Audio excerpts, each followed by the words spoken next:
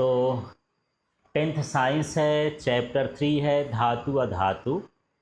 इस चैप्टर में जो MCQs हैं, इम्पॉर्टेंट क्वेश्चन हैं जो 1 मार्क्स में आते हैं ऑब्जेक्टिव वाले, उन प्रश्नों को देखते हैं। सबसे पहले यहाँ पर है बहुविकल्पीय प्रश्न MCQs, इन्हें आप ज़रूर नोट कर लीजिएगा और चलिए समझते हैं। निम्न में से कौन सी धातु सबसे अधिक क्रियाशील है? तो जो इसमें धातुएं दी हैं उनमें से सबसे ज़्यादा क्रियाशील क्या है? सोडियम। ठीक है, इसके बाद हम अगला क्वेश्चन देखते हैं, थोड़ा जल्दी जल्दी बढ़ाते जाते हैं। ये मेरे पास दूसरा क्वेश्चन है और दूसरा क्वेश्चन को आप देखेंगे तो लिखा है निम्न में से कौन सी अधातु है। तो यहाँ पर आयरन, एल्युमिनियम, सल्फर, कॉपर दिया है, तो सल्फर क्या है? अधातु है। फिर यहाँ पर देखिए पारा किस अवस्था में पाया जाता है? किस अवस्था में पाया जाता है? पारा द्रव अवस्था में। किस अवस्था में? द्रव। तो इसका सही उत्तर क्या हो जाएगा? द्रव। पारा हमेशा लिक्विड फॉर्म में होता है। इसके बाद अगला क्वेश्चन देखिए, निम्न में से कौन सा धातु ऑक्साइड अम्लीय होता है? तो यहाँ पर जो कार्बन डाइऑक्साइड है ये कैसा है? यहाँ पर कार्बन डाइऑक्साइड तो ये अधातु है। यहाँ पर थोड़ा सा जो ये Al2O3 होता है ये कैसा होता है? अम्लीय होता है। ठीक है, ये धातु का ऑक्साइड नहीं है। ये किसका ऑक्साइड है? अधातु का। कार्बन क्या होता है? अधातु। इनमें से ये भी धातु का है, ये भी धातु का है, ये भी धातु का है। तो ये जो एल्युमिनियम का ऑक्साइड होता है ये कैसा होता है? थोड़ा अम्लीय होता है। तो यहाँ पर कौन सा ऑप्शन सही है? सी सही है। चलिए आगे का क्वेश्चन अब देखते हैं। प्रश्न है निम्न में, 5वां नंबर आप देखिए क्या है? निम्न में कौन सी धातु तार बनाने में अधिक उपयोग की जाती? तो सोना, तांबा, जस्ता, टिन। तो यहाँ पर तांबे, जो घरों में तार लगाई जाती है अधिकतर किसकी? कॉपर की लगाई जाती है, तांबे की तारें लगाई जाती हैं। फिर यहाँ देखिए क्वेश्चन है निम्न में से कौन सी धातु पानी के साथ तीव्र अभिक्रिया करती है?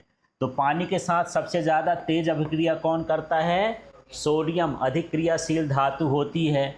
और आप लोग जानते होंगे जादू नहीं विज्ञान में, जब पानी में सोडियम को डालते हैं तो उसमें आग लग जाती है हाइड्रोजन के कारण, क्योंकि वो अधिक क्रियाशील होती है। अब यहाँ पर ये 7वां प्रश्न है, इसको देखते हैं। लोहे पर जंग लगने की प्रक्रिया को क्या कहते हैं? तो ये क्या कहलाता है? क्षरण। क्या कहलाता है? क्षरण। क्षरण भी बोल देते हैं और इसी को संक्षारण भी बोलते हैं। क्या बोलते हैं? संक्षारण। अब यहाँ पर 8वां प्रश्न आप देख सकते हैं, क्या है प्रश्न? प्रश्न है धातु प्लस ऑक्सीजन से क्या बनता है? तो क्या बनता है? धातु के ऑक्साइड। माने जब धातु ऑक्सीजन से क्रिया करती है तो क्या बनाती है? धातु के ऑक्साइड बनाती है। ठीक है। फिर पीतल किसका मिश्रातु है? मिश्रातु मिश्र धातु है, माने किस किस से मिलकर के बनता है? तो ये तांबा और जस्ता को जब मिलाते हैं तब क्या बनता है? पीतल। तो पीतल किसका किसका मिश्रातु है? तांबा और जस्ता का। इसके बाद यहाँ 10वां नंबर का प्रश्न देखिए और इसको समझते हैं। ये प्रश्न क्या है? प्रश्न है निम्न में से कौन सा धातु सबसे कम क्रियाशील है? तो यहाँ पर सबसे कम क्रियाशील धातु क्या है? जितने दिए हैं सोना। सोना ज़्यादा सक्रिय धातु नहीं होती है। ठीक है, तो इस तरह से ये 10 प्रश्न MCQ वाले थे। अब आगे के प्रश्न देखते हैं जो रिक्त स्थान में पूछे जाते हैं, खाली स्थान में, उन प्रश्नों को भी देखते हैं। तो यहाँ प्रश्न क्या है? रिक्त स्थान भरिए। प्रश्न है धातुओं में चमक को खाली स्थान कहते हैं, तो क्या कहते हैं? लस्टर या चमकदार भी बोल सकते हो। ठीक है। इसके बाद यहाँ पर धातुओं को पीटकर पतली चादर बनाने की क्षमता क्या कहलाती है? आघात वर्धनीयता। जब पीट कर को उसको पतली चादर में बनाते हैं तो उस क्रिया को क्या कहते हैं? आघात वर्धनीयता। इसके बाद देखिए धातुओं को तार बनाने की क्षमता क्या कहलाती है?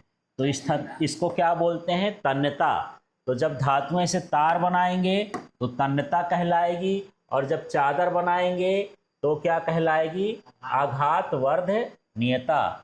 इसके बाद यहाँ पर अगला क्वेश्चन देखिए, लोहा और कार्बन के मिश्रण को क्या कहते हैं? इसका मिश्रातु क्या कहलाता है? स्टील।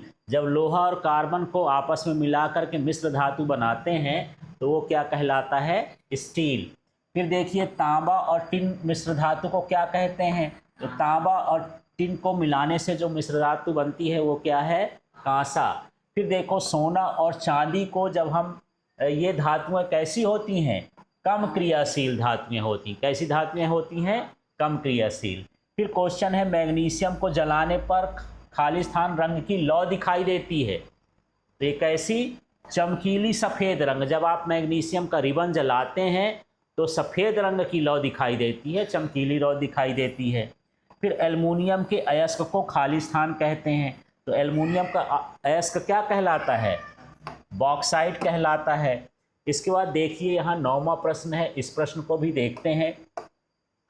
प्रश्न है यहाँ पर अधिक क्रियाशील धातु कम क्रियाशील धातु को उसके लवण से क्या करती है? खालिस्तान कर देता है। क्या कर देती है? विस्थापित कर देती है। इसको हम विस्थापन अभिक्रिया में पढ़े हैं, उसी को यहाँ पर पूछ दिया है। धातु का धीरे धीरे नष्ट होना खालिस्तान कहलाता है। तो धातु का क्षरण या इसी को क्या बोलते हैं? संक्षारण। ठीक है। अब देखिए यहाँ पर कुछ प्रश्न हैं जो सत्य असत्य हमको बताना है इन प्रश्नों में। तो चलिए यहाँ पर देखते हैं कैसे छांटेंगे। यहाँ पर है सभी धातुएं विद्युत की अधिक चालक होती हैं। धातुएं चालक होती हैं नहीं होती? होती हैं। तो ये क्या है? सत्य। अधातुएं सामान्यतः भंगुर होती हैं, माने जल्दी टूट जाती हैं। सत्य है कि असत्य? भंगुर होती हैं, ये भी सत्य है। सोना अत्यधिक क्रियाशील धातु है। असत्य है, क्योंकि क्रियाशील नहीं होती है, कम क्रियाशील होती है। फिर धातु ऑक्साइड सामान्यतः क्षारी होते हैं। तो धातु के ऑक्साइड क्षारी होते हैं, ये कथन कैसा है? सत्य है। फिर है अधातु ऑक्साइड सामान्यतः अम्लीय होते हैं, ये भी कथन क्या है? सत्य है। माने धातु के ऑक्साइड क्षारीय और अधातु के ऑक्साइड कैसे होंगे? अम्लीय होंगे। चलिए आगे के सत्य सत्य वाले प्रश्न देखते हैं। यहाँ पर प्रश्न है फिर से, सोडियम को पानी में खुले में रखा जाता है। सत्य है क्या? असत्य है। सोडियम को किरोसिन में रखा जाता है, पानी के साथ तो भयानक क्रिया करता है। ठीक है। जस्ता एक धातु है। सत्य है कि यह सत्य है? सत्य है। जस्ता जो जिंक बोलते हो एक तरह की क्या है? धातु है। तांबा विद्युत का अच्छा चालक है। तांबा धातु है, धातुएं चालक होती हैं इसलिए अच्छा चालक है। अधातुओं से तार बनाए जा सकते हैं।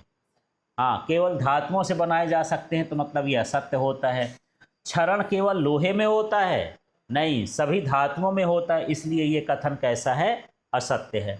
इस तरह से सत्य सत्य वाले प्रश्न इसके हो गए। अब हम देख लेते हैं उन प्रश्नों को जो सही जोड़ी मिलाना होता है। इसमें सही जोड़ी सामने लिखी हुई है, मिलाने की जरूरत नहीं है, मैंने सीधे उत्तर लिख दिया है। तो यहाँ पर फर्स्ट कॉलम है, ये सेकंड कॉलम है। इसको देखिए, सोना किस काम में आता है? आभूषण बनाने में आता है। तांबा किस काम में आता है? विद्युत का तार बनाने में काम आता है। एल्युमिनियम किस काम में आता है? हवाई जहाज का बनाने में काम आता है। लोहा किस काम में आता है? मशीनें बनाने में काम आता है। सोडियम क्या होती है? अत्यधिक क्रियाशील धातु होती है, पोटेशियम भी होती है। सल्फर क्या है? अधातु है। और क्लोरीन से हम क्या करते हैं? जल का शुद्धिकरण करते हैं। जल की सफाई किससे किया जाता है? क्लोरीन का उपयोग किया जाता है। इस तरह से इनकी जोड़ी है। चलिए आगे और देख लेते हैं जो बचा हुआ है। अब इसमें देखिए, नाइट्रोजन का उपयोग किस में होता है?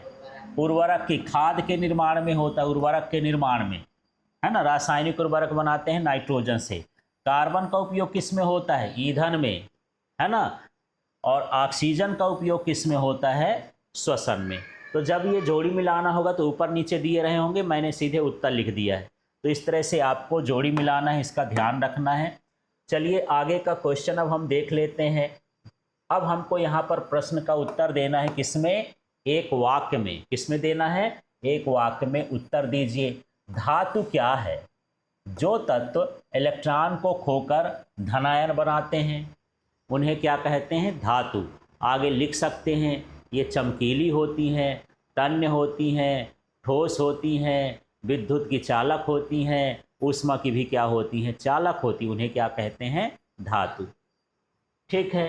फिर अधातु क्या है? जो तत्व इलेक्ट्रॉन को ग्रहण करके क्या बनाते हैं? ऋण आयन, उन्हें क्या कहते हैं? अधातु। या फिर ये साझेदारी कर लेते हैं, इलेक्ट्रॉनों की क्या कर लेते हैं? साझेदारी। मिश्रातु या मिश्र धातु क्या है? तो जब दो या दो से अधिक धातु हो, या उनके साथ इसमें और भी लिख सकते हो क्या मिला हो, धातु के साथ क्या मिला हो? अधातु। धातु धातु या धातु अधातु का मिश्रण क्या कहलाता है? मिश्रातु कहलाता है। क्या कहलाता है? मिश्रातु, या इसी को क्या बोल देते हैं? मिश्र धातु। इसको याद कर लेना। फिर क्षरण क्या है? धातु का वायु और नमी के प्रभाव से धीरे धीरे क्या होना? नष्ट होना। क्या कहलाता है? क्षरण। फिर यहाँ पर है अभिक्रियाशीलता श्रेणी क्या है? तो नाम में ही है कि धातुओं को उनके क्रिया सक्रियता के आधार पर क्रम में रख देना, है ना। तो धातुओं को उनकी क्रियाशीलता के क्रम में रखने पर जो सूची प्राप्त होता है उसे हम क्या कहते हैं? अभिक्रियता श्रेणी कहते हैं, या अभिक्रियाशीलता श्रेणी कहते हैं। तो ये प्रश्न है।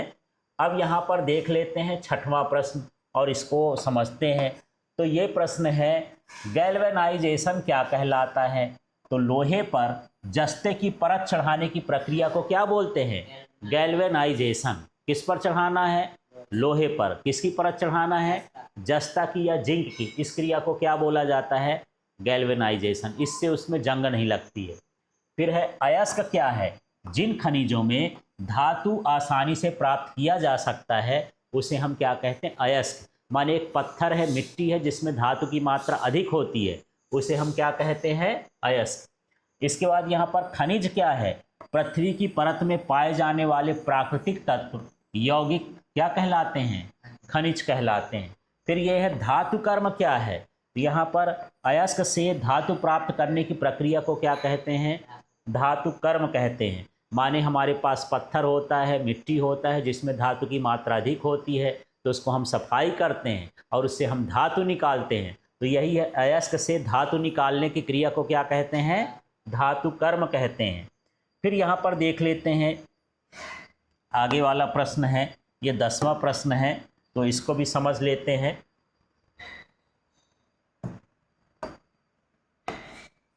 तो प्रश्न है विस्थापन अभिक्रिया क्या है?